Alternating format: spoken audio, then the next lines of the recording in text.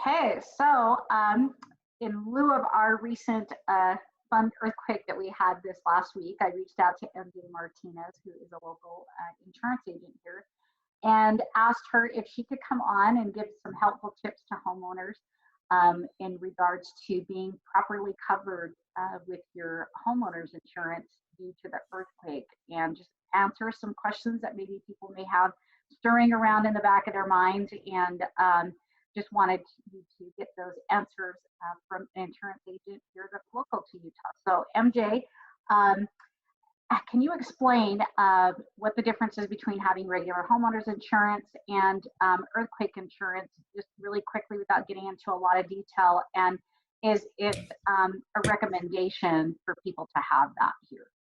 Yeah. So thanks for reaching out today. I really appreciate your call, and I'm glad that we were finally able to get together and make this happen. Right. I know that it's a few crazy days.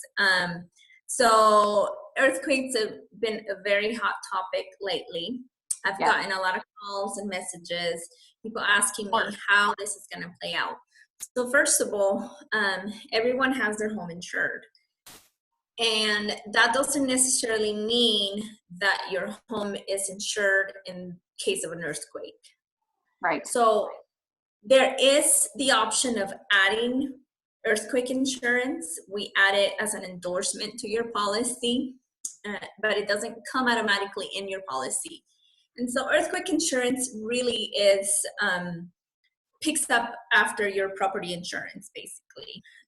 It covers the damage that's a direct result of an earthquake. And because this damage is typically not covered by your regular homeowner's policy. Okay. So simple like that.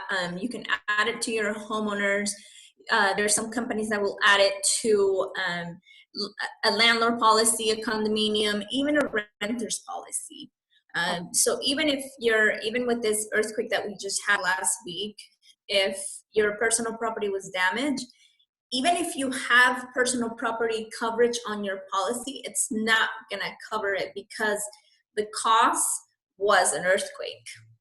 Okay. Now, if there would have been, say, a fire as a result of the earthquake, that could potentially be covered. Okay. Okay. Yeah. So as far as if people have had damage to their home and they don't have a earthquake policy or a rider or endorsement in place to their house, are they able to file a claim? Is it worth it for them to file a claim, or what would that process normally be like for them to do? For someone who doesn't have the earthquake coverage? Correct. Yeah, I don't recommend filing a claim because you're really just going to get declined. Okay. And then it's not that it will just show as a claim on your property that paid out. It was an eligible claim to be paid out if you don't have the earthquake endorsement. Okay, and so if they do have the earthquake insurance and have to file a claim, what's the best process or procedure for them to file a claim? So definitely get in touch with your agent. That's the one thing that you definitely want to do. If you mitigated further losses at your home, that's a great idea as well. Then file a claim, and a claims adjuster would get in touch with you, come out and look at the damage and determine the amount of damage. But keep in mind that earthquake typically carries a higher deductible. So I always advise you want to make a claim on the devastation. So if it's very devastating, then make a claim. Okay. Mm-hmm. And how expensive is it, would you say, kind of on average, to get like that rider or that policy added for earthquake insurance? I can't really tell you a dollar amount, but I've seen as low as, I quoted someone today and their earthquake coverage was going to be about $461 on a $300,000 property, but I can't tell you if your home is $300,000, it's going to cost you this much, because there's so many factors that influence a quote. Okay. Just keep in mind that the deductibles range anywhere from 2 to 25% on Okay. the cover. Okay. Yeah. Okay, so then the best thing for people to do if they're concerned or want to know if they're eligible, they can either call you, right? Or Yep, they of reach course. out to their local insurance agent and Uh-huh. if they're able to add it as a policy. And just Yeah. so that people know, MJ has over, how many brokers did you have that you shop around that you Over like 80 companies.